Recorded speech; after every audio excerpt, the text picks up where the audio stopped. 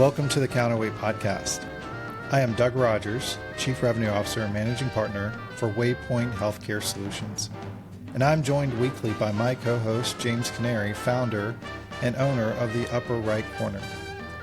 Together, we are focused on speaking to and learning from growth leaders across the healthcare space about their journeys and lessons learned.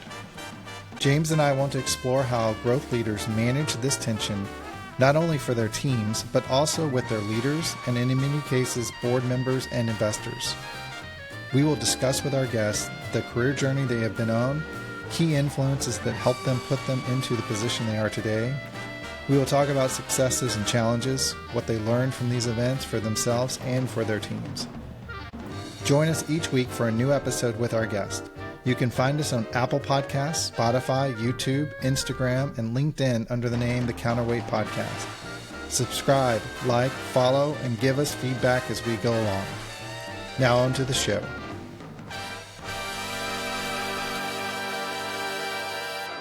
Welcome to the Counterweight Podcast. Super excited for this session, hosting Jeff Stocker along with my co-host, James Canary. And we are going to dive right into this. This is going to be a fantastic conversation. Jeff, why don't we start first? Just tell us a little bit about who you are, what you do, the things that you like. Feel free to pan the camera over to the side. I hear there's some really fantastic memorabilia that you may or may not want to showcase, whatever you feel comfortable with. That sounds good. It's funny to tell you two about my background. I know the listeners may not know, but since both of you are at my wedding, I would hope you know enough of my background as it is. No, but thanks guys for having me, and this is going to be a good conversation. As you know, and I say this in the nicest way, I have profound respect and love for both of you. And actually, interestingly, James, I know my tenure with you was short, but I did work for you technically for like 6 months at Oracle or Cerner, I should say. So yes, there's that. Sorry, I am so sorry for that 6 months and your life. But do you have his role review, James, that we could bring up? Oh yes, I have it pulled up right here, Doug. So what was the rating? Line and see what improvements Jeff has made. That's right. I was a gentleman's 2. That's what I think you put on there. Gentleman's 2. Yeah, no. So again, thanks for having me, guys. I will not pan over to show you my Star Wars room, though we did tease this. That might be an episode down the line where we have part that thing revealed. Part 2. Yeah, so I'm a managing director, an interesting title at a company called Tyler Technologies. Tyler is one of the largest providers of public sector technology in the United States that really kind of traverses, I would say, every aspect of a citizen or a person engages with, whether that's, payment processing, driver history records, cannabis licensing, outdoor recreation. Then unsurprisingly, and topically, I run the healthcare side of that. Interestingly, there's a variety of products that have existed historically at Tyler. Some that existed at NIC, which was our company prior to the acquisition by Tyler Technologies. But that's currently my focus today. I do have an interesting role in that, the last 4 years have been profoundly strange in healthcare. And you've heard probably so many flavors of that, so I don't want to repeat myself. But even from a corporate perspective, we watched our organization, as Doug knows, go from being very singularly focused on a product to then serving really as many people as we could in the United States. And then once that was over, really now we're in the phase of reframing and trying to understand where do we go in healthcare IT, specifically as an organization that's dedicated almost exclusively to the public sector and the citizen space. So that's a little bit about my role today.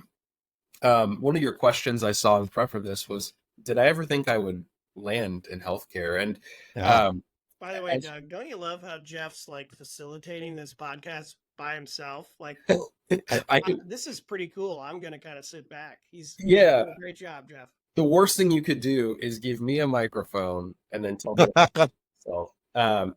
No, but the thing that I think will come out in our conversation today, and I thought about this in preparation, was I'd taken a personality test years ago, and I tend to sort of raise an eyebrow at a lot of that because I think people are naturally inclined to want to silo themselves, identify themselves. And like I just joked, like people like to talk about themselves. But what came back was that I was almost exclusively focused on the authentic human experience. Where I'm going with that is I had never really ever imagined myself working in healthcare information technology. And so the question I ask myself every morning is, fundamentally, not to be like Viktor Frankl, but like, what is the search for meaning? Where is my purpose? And if I could go back in time and I think about where I had really wanted to go in my career, it was really in foreign service, in the service of public health globally. There was a lot that I had uncovered in my work as a fellow for the United States Army and the University of Kansas that really directed me to want to live my life and orient my life to serving, I wouldn't just call them the underserved, but like truly the most impoverished people in the world, where we today have lots of conversations about discourse in our country, but for the most part, there's a structure and a fabric that exists on a daily basis. And so again, the problem for me was coming out of graduate school. I was eager and I was hungry. I was also broke. And I kind of sacrificed going through the foreign service screening process. And then I entered into the industry. And had I not, I would never have met you and James through Cerner. But that was a little bit about, my journey. I still go back and think about that. At almost 40, I'm not sure that it's doable anymore. But I think part of what guides me is trying to find an authentic way to really improve the human experience. And whether that's through, technology itself and promoting that technology, providing some kind of counseling and or, perspective on what that technology is to leaders. I hope that I can provide really kind of a human touch to what we're doing. And that's not meant to sound super profound, but that's just what guides me. I mean, so I'm really fascinated by the trajectory of what you just talked about, and there's actually several things I want to dive into with your comments. And I'm going to start with the most basic question, but I'm actually going to give you a second one to think about, and I want you to live into the second question as well. So talk a little bit, Jeff. How did you first get into a sales role? But as you talk about that, and this really ties back to what you were just describing, I would actually challenge and ask you to describe, what does sales mean to you? And I'm gonna frame this a little bit in the sense that I've been reading lately about this dichotomy about what is a salesperson and the dynamic of a salesperson with a prospect or a partner. And there's a lot of topical advice. It's relationship driven. You have to invest the time, yada, yada, yada. I think we would all agree 100%. But I use the word topical because I think that's exactly what it is. It is the easy things to say and not the hard work that goes into actually achieving those outcomes. So how did you get into sales? And then talk a little bit about what sales means to you and how you prosecute that concept, if you will. Yeah, so at Cerner, I had originally come in kind of where we just dovetailed as a solution designer back in the day. So I was actually writing requirements for the back end of the EMR for Millennium Services.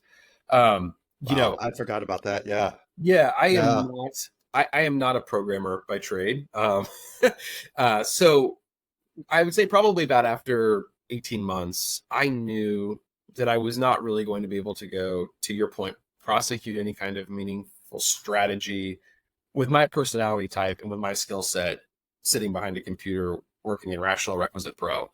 I came over to what they called at Cerner at the time, like the client relationship program or the client rep program, with a handful of folks. And I will tell you, like, that was an incredibly important experience, personally and professionally, primarily because, again, it forces you and provides a discipline over a very long period of time relative to a corporate role. I think it's about 6 to 8 months to really understand that discipline. And again, that's where I met both you and James. James was really my mentor. And then Doug, shortly thereafter, I was conscripted, is the term I will use, onto your team. Because we bartered for you. I remember very vividly questioning sort of the paradigm of population health. But what I would say is, it was a very natural progression for me internally at a large organization, working on the back end. I think having a good amount of like discipline and intellectual rigor in whatever I was pursuing. And then knowing that from a sales perspective, like this was the way for me to get out, engage with clients, quite candidly make money. That's a huge part of this that I always think people gloss over is there's this sort of like paradox of acknowledging the fact that one has to make a living. And this idea that maybe that's mutually exclusive from like some kind of altruistic intention. And I don't think that's the case. So that's where I landed. And then, to your point, I think that the second part of that was, were you curious about what was it like? Well, was it, so what does it mean to you, or how do you define what it means to be a salesperson? For myself personally, I think it's an opportunity for an individual to go evangelize something and be truthful about that pursuit of it. I think salespeople, as you guys all know, will come in different flavors and shapes. Some will be exclusively more money motivated on that curve, right? Where it's kind of the do anything, say anything to close and execute on an opportunity. The problem with that was like we've all known people that behave that way, and they may find financial success early on. They may find it throughout the course of their career. What I think is very difficult to reconcile, though, is the pursuit of just the dollar without any sort of authenticity or existentialism in what you're doing. I think clients that are very savvy or that understand our industry very well see through that. It's not that you have to go in and wear your heart on your sleeve and talk about, the crisis of Medicaid in this country, but at the same time, there is an important authenticity in communicating who you are and why you're there and what you're selling that I do think is largely the reason why I'll speak for myself and to both of y'all. We have found success in that space. Like when I go in and I'm talking to, whether it was a high-ranking military official with the Department of Defense or Veterans Affairs back in our days, or even conversely talking to a Medicaid director, I think it's important to like carry through those experiences. And again, it's not to diminish the concept of being a salesperson, but it's to let those individuals understand that, yes, you're there to talk about a thing like we all are. You're there to evangelize a thing. That doesn't mean you don't believe in it. And I think when you can communicate that those things make people's lives easier, sales is an opportunity, and it's a role to me that really does that. Like it helps leave that legacy for an organization or group you're serving. And I know how that might sound, like that might be too flowery, but that is sort of the ideal that we should be striving for. So I'm gonna make a bold statement, a hot take, if you will, and I'll preface this by saying, look, I have been very open. I've struggled throughout my entire career with the concept of sales. I fought against it. I didn't want to do it. I had this stereotypical view that was more negative than positive, and yet I find my career constantly pulling me back into a sales role. So that there's been this internal conflict. So here's my hot take. A salesperson or a sales role is probably the most authentic and genuine role that you can engage in. And what I mean by that is there is no deception when you talk to someone as to what your outcome is. You are trying to convince them to do something. And I actually think there's a lot of value, sincerity in that transparency. That is not, however, in conflict with the success, or the people who are successful in that role are actually genuine. They're genuine in why they want this person to do an outcome. They're genuinely interested in the problems they're trying to solve. They're genuinely interested in the journey that the organization or that individual or that group is on, and why you can connect those two things. No, I agree. Sorry, yeah, I just wanted to mention, I would, when I would talk to the classes coming through, and Jeff, I remember our conversations of, we don't, we never should apologize for being in this business, and particularly being in a sales role, and shy away from that responsibility. It's a sacred responsibility when you're building trust with someone where they're going to fork over a significant amount of their resources and time to you, and you need to build that trust. And I would say, like, never never hang your head or look at your shoes when you're helping someone solve their problems. So there's a lot of value there. And I don't know, Jeff, what would you add to that? I think it kind of goes back to what I was alluding to at the beginning, like this concept of authenticity. Like I'll address it head on. Part of it's both like a positive trait and a negative trait is that like I do not shy away from emotions, and that's part of it being the son of a therapist, right? But like I will actively, if somebody has an issue with a salesperson or wants to start going down that path of like, are you here just to sell me something? Like I always said this, and one of our collective friends and advisors, like Dick Flanagan, I think always agreed with this concept. Another one, rest in peace, Mitch Clark, was like, hey, like I'm somebody's son. Like I'm a human being. Like I'm out here just like your son or daughter, not just trying to make a buck, but like this is my career. And much like raising children, I just had my third.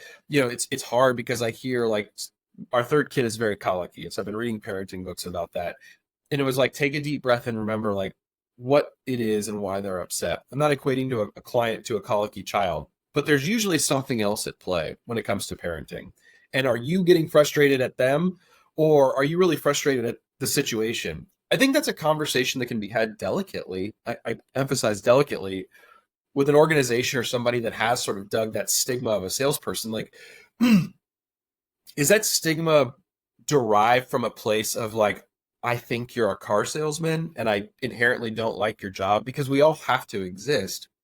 Or is it coming from a place of, and this is a hard truth, I hope I'm not being divisive, that when I have in the past purchased software or services or a thing, I didn't have the infrastructure in place, I didn't have the resources I needed in place, you can go down the list, that exacerbated a problem that I'm now falsely correlating to a technology implementation or to an individual. And or they got burned. Right. The perception might be, I got burned by the last sales guy or gal who came in and told me this would work. I want to take you back, and James, you've got a unique perspective here, because you were invested in this experience, if you will. But Jeff, you talked about, as you moved into Cerner, you were in a non-sales role, writing requirements, etc. And then part of the transition was going into the client rep or the sales training program. Spend a moment and talk about your perspective on the value of structured training, and what lessons you took from that. We had another guest who also went through the same program, and we had a similar dialogue. And one of the questions I did ask him is, what did you see as the difference between yourself, who went through that program, versus others that did not? And part of the reason why I asked that question is sometimes I think it's easy as a salesperson to think this is more personality driven than it is education and methodical driven in terms of putting you on a route to success. I think for me, like that, there's a groundwork and an understanding that really can't be achieved unless you do one of two things. Like you're either in the industry as a provider, a clinician, or somebody directly tied to that role whose education and experience has been forged over a long period of time, right? Like that's your professional career. Conversely, for somebody who's sort of acquiescing themselves to an industry, there are few places in the world, and I don't think this probably exists much anymore, that would have given individuals that amount of time and compensated them to be in an exclusively training and sales environment like Cerner did. I don't know if Oracle has continued that program, but there is just value in classroom and book learning. Like I said, I'm a guy that I went back to school. I got my master's degree. I did fellowship work. I lean heavily into the concept of being able to speak to something intelligently, be able to reference things intelligently. And Doug, I'll use a term you use that I've taken to heart is, how do you make yourself a student of healthcare? And that's a perpetual, never-ending journey. But in that environment, like that's the opportunity, and that was the opportunity to maximize that amount of book learning and excelling. As I've gotten older, I've come to accept that everybody may not like me. I may rub people the wrong way. There's groups that may, whatever, but I'm not going to lose sense of who I am and my personality. And if that means, as we joked, like in the CR program, I'm going to stand up there because I fundamentally question and want to critique this concept of population health. It's not from a narcissistic perspective, but I think that perpetual challenging of ideas and concepts, like the famous proverb, right, of like iron sharpening iron. Like I believe fundamentally in that concept, and that place was a great experience to do that amongst peers. Doug, I mean, the first time you and Tom Matthews came into that class, like I really did question, and in some respects I still do question the concept of population health. And again, there's not many environments that are going to allow somebody relatively new to the industry to have sort of that Socratic dialogue back and forth, right? And that's, I'm eternally grateful for that experience. I'm laughing because you're like, everything you're talking about, I hated in the program because I wanted to get out of that class as fast as I could. There's the ADHD or whatever it was, but I was like, man, get me out of this classroom and let's go do the shadowing and all the other stuff and the lunches. But I mean, it had it all, right? It had a mix for everybody. But I loved those people coming in to share their perspective and learn about those different areas of the company and of the market. So not so much the Socratic method, though. Well, the fact that it was ranked is important. Like that's what drives me. And it sounds, again, going back to Doug, to your concept of how people perceive or internalize a sales role, but there is no better training than that microcosm of, I want to be number one. Like, and again, psychoanalyze me on a different podcast, but like in the context of building that sales career, there is no better situation or more realistic situation of what an organization or a group or even a small business expects of its people. And you could say like, well, why does being number one matter? It's like, this is the nature of the game that we've chosen to be in. Yeah, I mean, that's the thing about sales. As you know, there's other ways to contribute to a company and to contribute to healthcare. In sales, like, you're measured by your attainment. So it's very clear. That's the good news about being in sales, is if you like clear measures and targets, it's pretty clear how you're doing, right? Based on your attainment level. And so to mirror that in the training, I think was a really good approach, because it's preparing you for live ammunition, right? When you're out there and you get your own territory. And Jeff, I want to kind of fast forward past the training piece a little bit and say, okay, you went on and have gone on to a successful career as an individual contributor and also as a sales leader and a thought leader. Can you just kind of touch on some of those, maybe pick one or two milestones in your career where you really feel like it catapulted you to that next level? What was it specifically that kind of did that, and how did you embrace or engage it, and did you know what was happening at the time that as you were kind of advancing in your career? And then I kind of want to get into some lessons learned, but sure, go ahead and kind of share some of those milestones with us. Going back to what we talked about is like carrying forward your beliefs and your personalities. Like, I'm eternally grateful for Doug. I can remember the moment in time when this happened. It was probably early 2015. I remember I was talking, Doug, to you about it was like at 6:00 at night about a deal review or something. And that's when we do deal reviews. Yeah. 6:00 at night. Why not? Normal. Called me on that and Christmas morning. How many beers had you had at that point? Oh, geez. Yeah. No, I was many to the wind. No, but I remember specifically at the time you were asking me about one opportunity, and it was with the state of Kansas for their Medicaid program. And another individual who's now the CEO at a company here in town called Bardavon Health, Alex Benson, and I were really intrigued by this concept of our organization at the time getting into what I would classify as like domestic government sales. And I remember you saying, like, if you think you can do it, like, I want to support you and I want you to go do it. That opportunity, I thought, was a chance for both myself and this other individual to really illustrate not only kind of like our personality and our perspective, but to really go pursue something that I thought also validated our our perception, sorry to be redundant, like of the market, that we were a large organization serving individuals primarily in the academic and the research, health, and the IDN space or what have you. But government was an opportunity for us to really kind of expand our reach. And that opportunity led to a lot of success for both myself and Alex.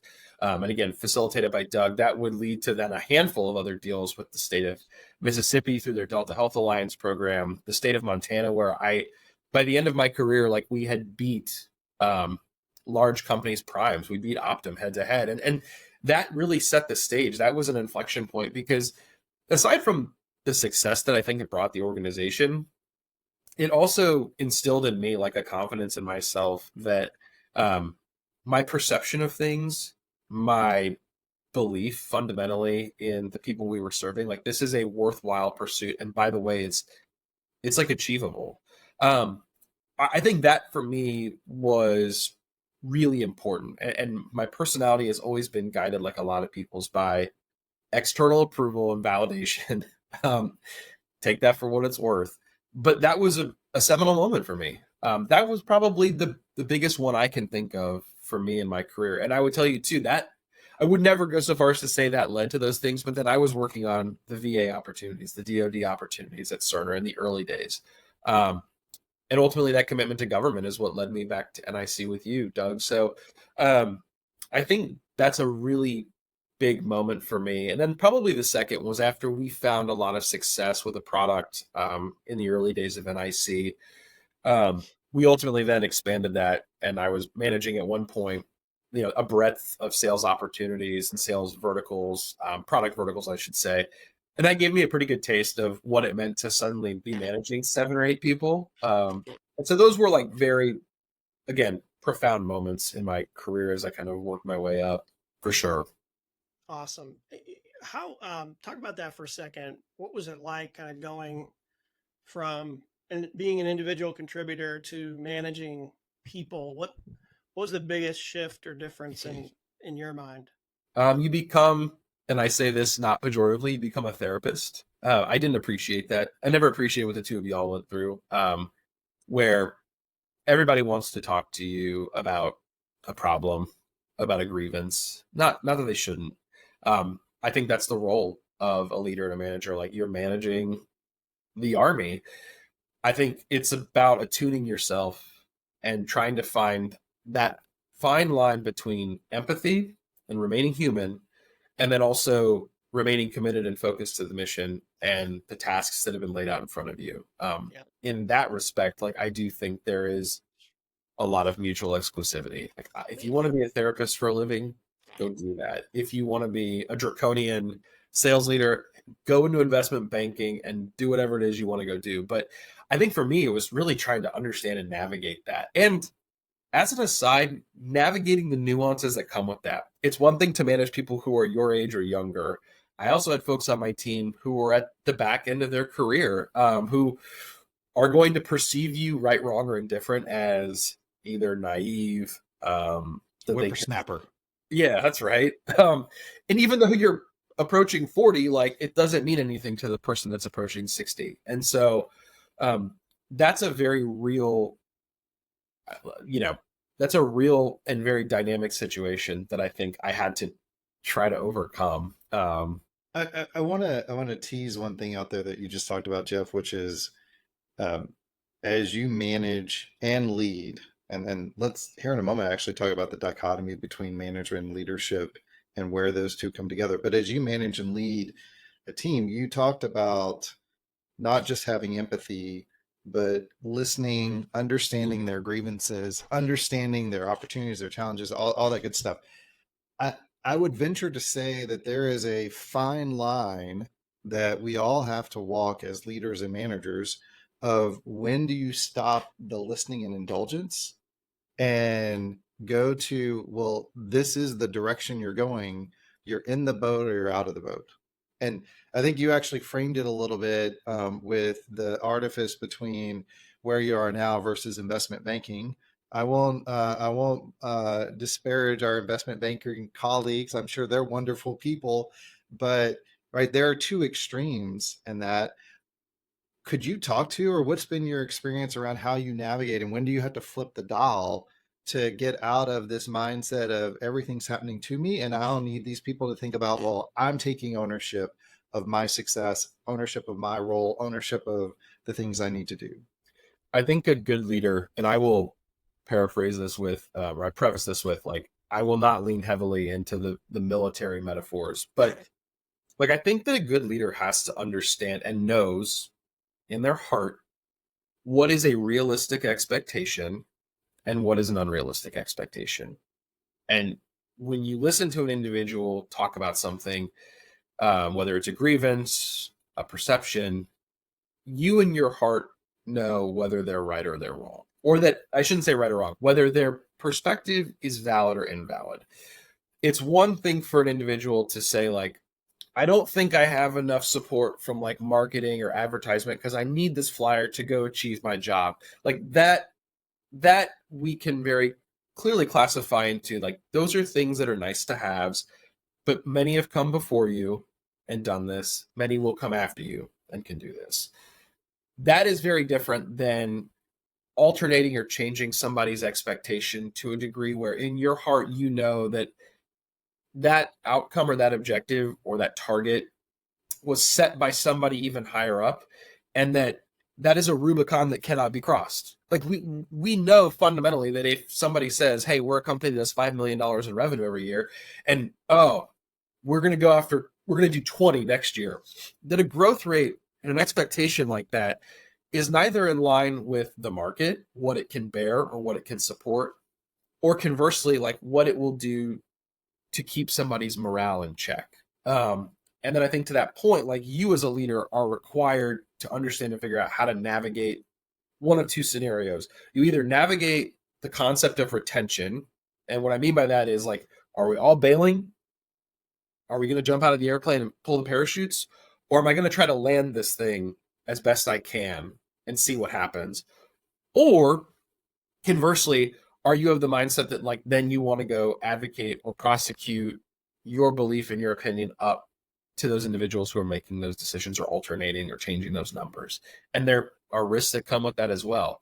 I believe pretty firmly, like, there is a barometer that we all have inside of us where we know whether someone's complaint, comment, perception, editorial is based in legitimacy or not legitimacy, right? And I think, like, that's a thing we have to constantly be attuned to. And, you know, I always appreciated that, Doug, like when we talked about giving people a little bit of like an open mic, that's fine. But yeah, I think it's just something intrinsic and ineffable that we know exists. We know if something is fair or not fair. Yeah, let's dig into that a little bit. One of the reasons we launched this podcast is to have these kind of real conversations of what do you do as a growth leader in a company where there is an unrealistic, you realize this is an unrealistic expectation. It wasn't set by you, right? It may have come, in my own experience, I've seen in the private equity backed world where some of these stuff are, well, somebody went to a conference and thought, hey, this is a hot market.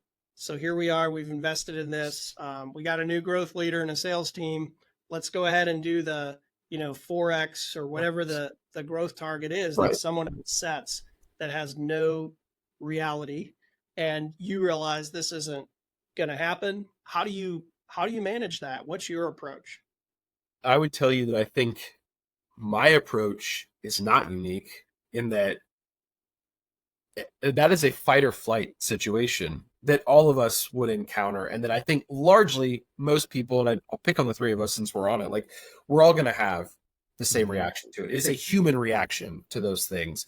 You either, like I said, you're either going to go, are you realistically going to go up to the C-suite or the board and tell them, or the PE firm, like, your targets are off, I'm putting my neck out there, I think you're wrong, or I think this needs to be adjusted? Or are you going to try to survive like that charge and figure out what happens? And I it's not to make it overly dramatic, but I think that's something all three of us have grappled with, is like, there is a consequence to each one of those actions.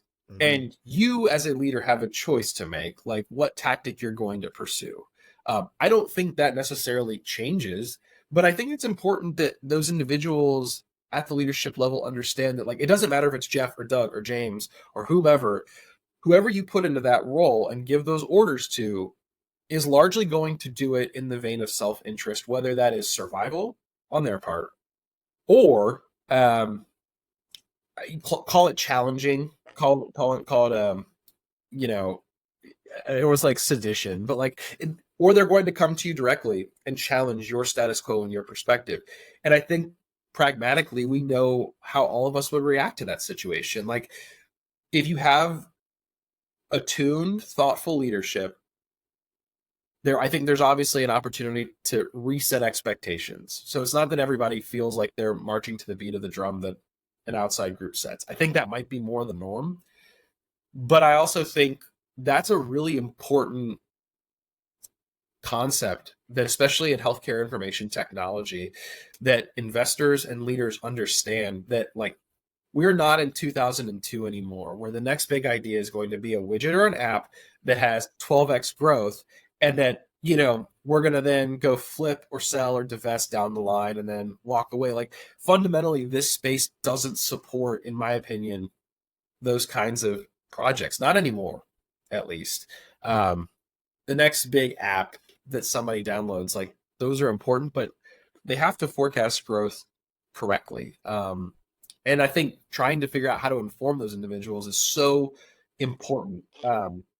I'll get off my soapbox, but I will tell you, like, that's one of the most glaring things I've seen is that in the private equity space, whether it's the investment bank or whatever, the quants and the analysts that are doing that work that project, hey, we could do 10x growth in 18 months, do not fundamentally understand what the industry really looks like. How many of them as a 23-year-old have really set foot in a hospital, engaged with the C-suite? And I'd even take it a step further, understand the ecosystem that application or that service or that technology lives in. How do you go talk about improving a person's experience as a citizen or a beneficiary if you don't fundamentally understand how difficult it is for that user or that organization to, whether it's create adoption, the efficacy of that program or that technology? So it's not to overly humanize it, but I think going back to your original point, like, we all have very basic reactions to those types of organizations or those edicts. And I think, like, that's a bitter pill that the industry, legends of the industry, that leadership is going to have to swallow and accept that, like, it doesn't matter if it's me or Elon Musk, right? Like, people are going to basically behave the same way. So I would suggest that is a wonderful explanation as to why we are calling this podcast The Counterweight, which is we have a thesis, we have a belief that there is not just value, but to some degree an obligation for people in our roles who have built our skill set, our experience, our professional, if you will, experiences around understanding how to navigate and deliver success in the market that we've chosen. And specifically, this is within the healthcare space. The counterweight that I think that this voice requires is providing a pragmatic view of what is the art of the possible. And that doesn't mean that it can't have a healthy tension with, here is reality, and then here is where we really need to be. And we've got to figure out how to mash those two together. But our voices, your voice, as a voice of reason as to this is what we could actually achieve. This is the trajectory and speed that these organizations will actually move at. And this is how we're going to put our teams into the best position to get all of that that's available. But more than that is probably a bit of a facade. I said another way, there is tremendous value and fear in being the truth teller in some of these conversations. Completely. I think there is to your point, if there was anything that I think, like, I would hope that these discussions brings to light is people that have chosen to invest in healthcare information technology in particular have to fundamentally understand that It's not that healthcare can't be the next big thing.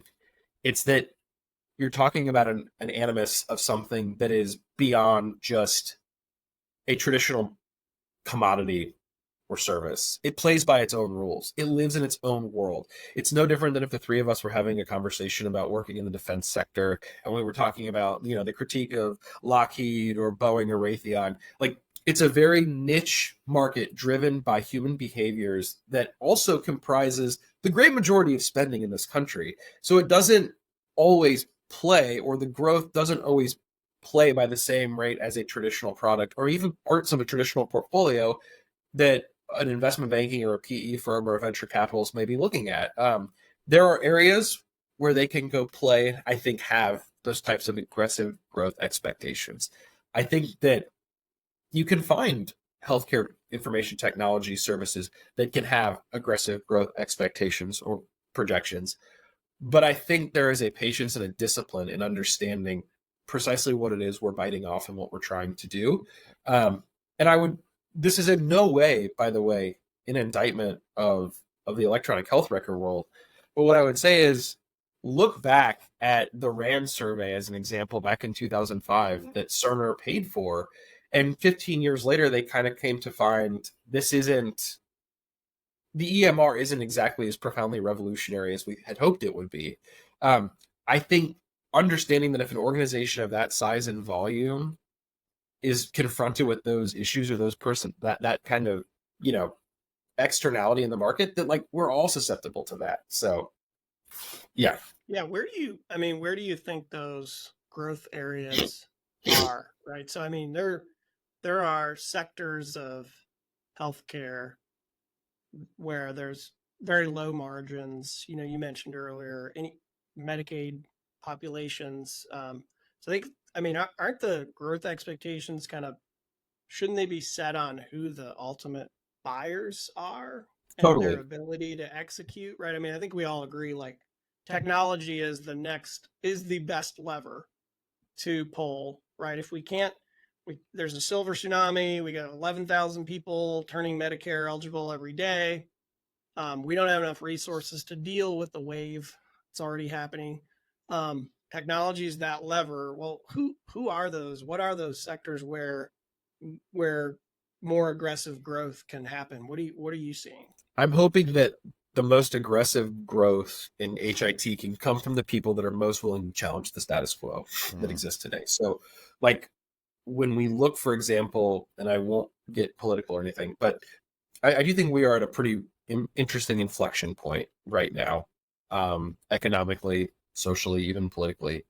And I think when you look at the major sort of flares that have occurred in the last 50 or 60 or 80 years in the United States, both in the policy setting and specifically as it pertains to healthcare, there are monumental events, whether it's legislatively driven or, I hate to use this term because it's loaded, or like these black swan type events, like the pandemic is a great one, that are going to uproot the way that we understand how healthcare and healthcare information technology is delivered and utilized.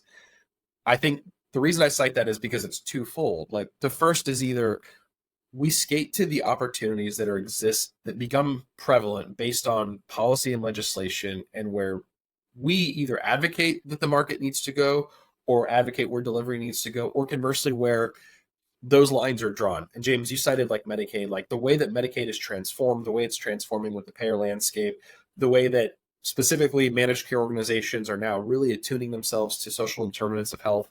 Whether you think that's technology driven or market driven or legislatively driven, like those types of concepts, once they really explode, will become those areas of rapid deployment and rapid adoption of technology for the end user, whether that's the citizen or the person or the beneficiary. Well, the people who will benefit from it is ideally everyone, right? Patient, family, consumer, whatever, provider. But is it essentially the payer, like the risk-bearing entity, who is most motivated to act upon this? Is that where you see the growth happening, like with MCOs? I'd like to like philosophically, that is, to me, that is in line. That makes sense, right? Like it's a thesis that you should logically hope that they move towards.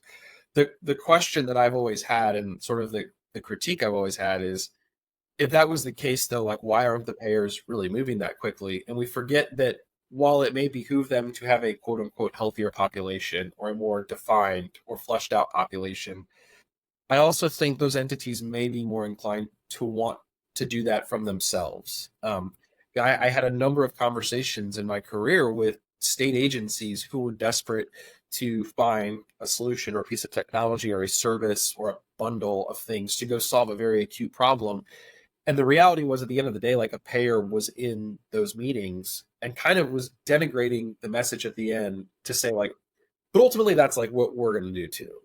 And here we are, back to what I said at the beginning, 10, 11 years into this concept of population health. And you see some of it, right, with the payers. I'm not going to pretend like they aren't focusing on those things, because they have started to. But I'd also say, like, we shouldn't wait for organizations of that size to be the ones to make those decisions, nor do I think we're handcuffed by it. Because the other one that we talked about is the black swan event. When you talk about rapid growth, Doug can attest to this. When the pandemic hit and we leaned into COVID-19 testing, that is an externality, but that is an externality that was truly reflective of, like, revenue and growth potential that was, for lack of a better term, like, obscene to what expectations had been. Like, I think when organizations are forced or force themselves into areas where they may not feel comfortable but can still play a very vital role, that's also a place that you can see tremendous growth. It's not to say that everybody can go do COVID-19 testing and vaccine and market delivery work. But I think, Doug, like, it would be fair to say that that is an area that traditionally our organization would not have played in, right? That was a new concept. I think that same philosophy of learning and willingness can be applied to any number of organizations who have something to offer the sector, and whether it's a particular problem or a particular group. I think that's where you hit that moment of, like, here's how you really go expand something. So I know we're getting close to the end of our time. One question, I'm going to steal this from James. He does a really good job of asking this. I'm going to see if I can do equally as good. But Jeff, we would be curious to know what are habits that you have put in place over your career that help you be more successful today in the things that you're doing, you're accomplishing, the teams that you're leading, if you will. Good job, Doug. Yeah. Well asked. I think for me, I take to heart what you had always said, which is, in our industry, like, remain a student of healthcare, which means inundating myself within reason with as much as I can about the happening in the industry and being able to speak knowledgeably and topically about what's salient. I think being, at the end of the day, like in a sales role, yes, like, motivational and persuasive speaking and preparation is, like, all going to be really key and important. But the subject matter expertise and the ability to consult, even at the end of the day, if that opportunity didn't lead to a transaction, it ultimately will lead to some kind of transaction with that individual. Even if it's purely emotional, like, it's important. And I think being able to speak and understand about the landscape is number one. But for me also, too, it has to be personal, and this has to be part of, like, a personal growth journey. I'm not plugging this book because the author passed away about 7 years ago.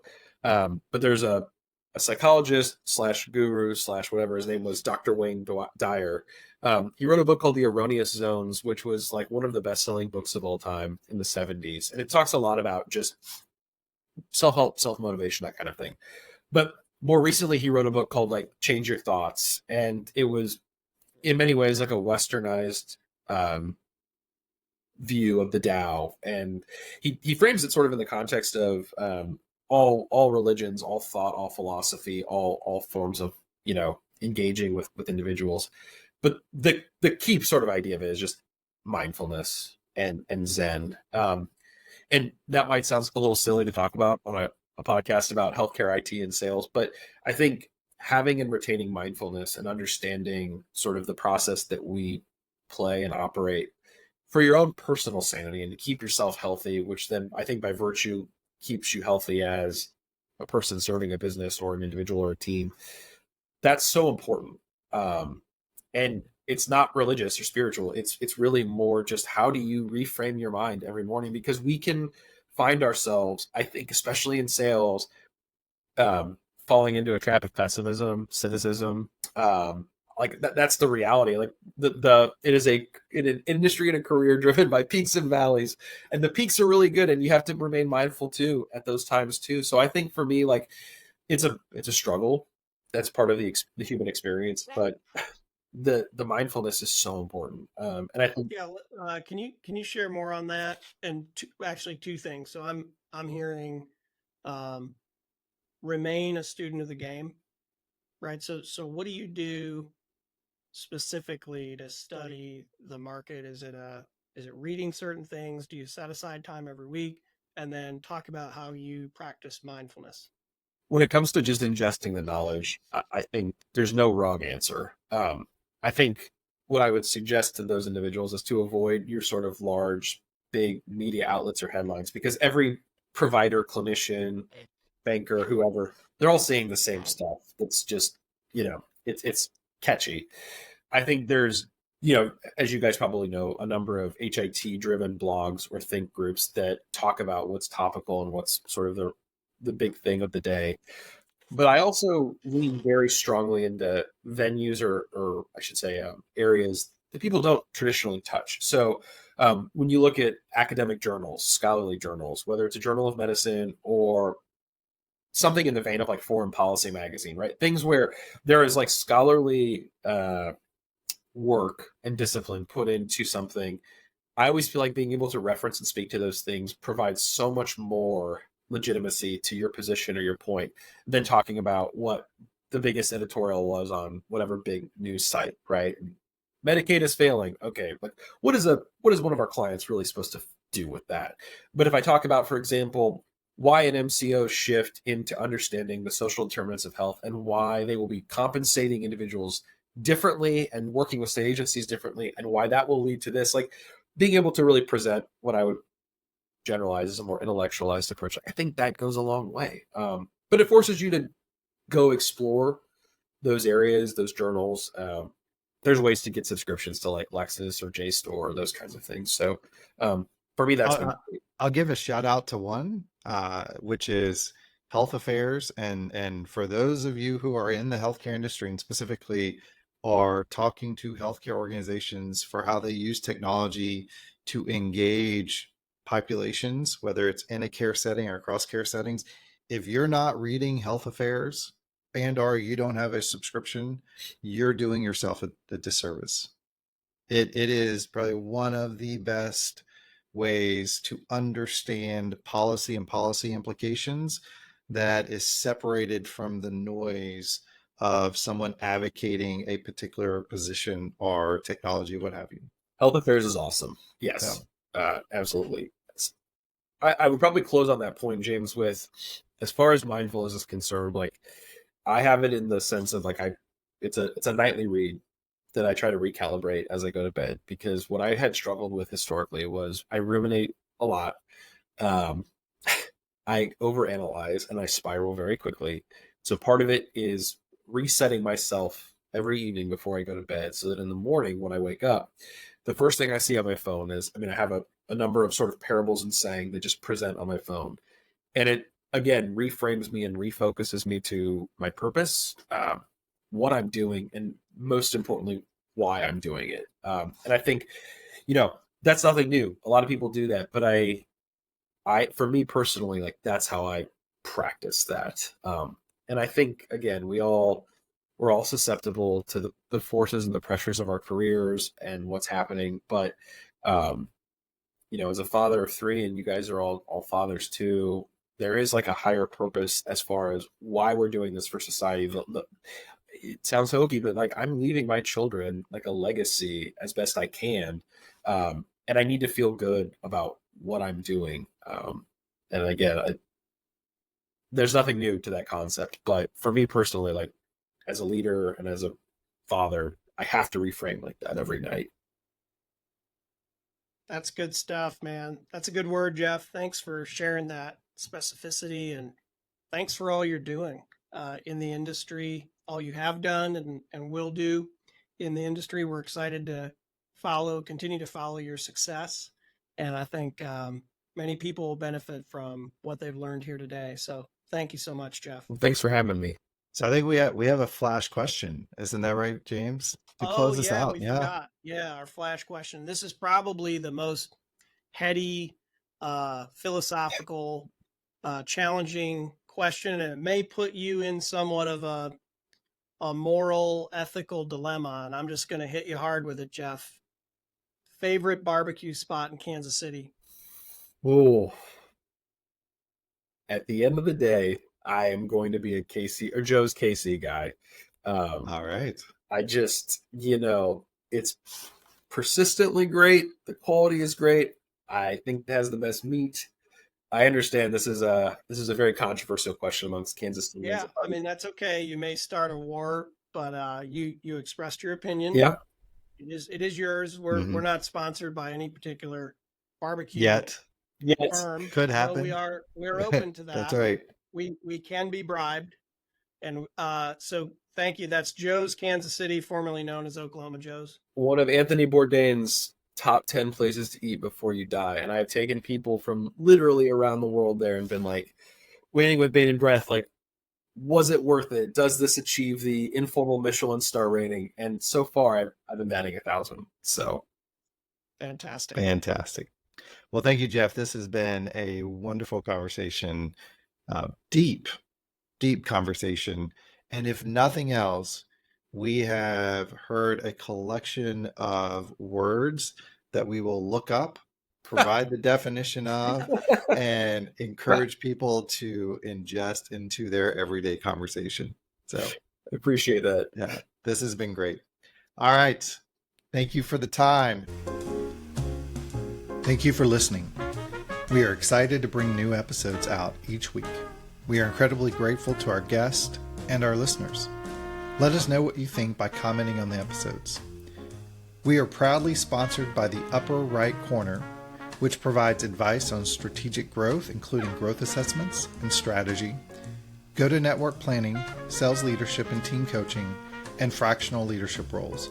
For more, visit theupperrightcorner.com.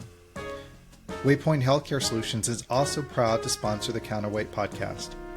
Waypoint HCS is a focused consulting organization helping health systems, providers, and organizations to develop and implement patient engagement strategies. Waypoint HCS provides strategic consulting and patient engagement technology guidance and selection. Waypoint also helps support implementation and ongoing program management. For more, visit Waypoint HCS's LinkedIn page or waypointhcs.com. Thank you to our guests and our listeners. As always, you can find us on Apple Podcasts, Spotify, YouTube, Instagram, and LinkedIn. Subscribe, like, and follow, and we look forward to joining you again next Wednesday for another episode of The Counterweight.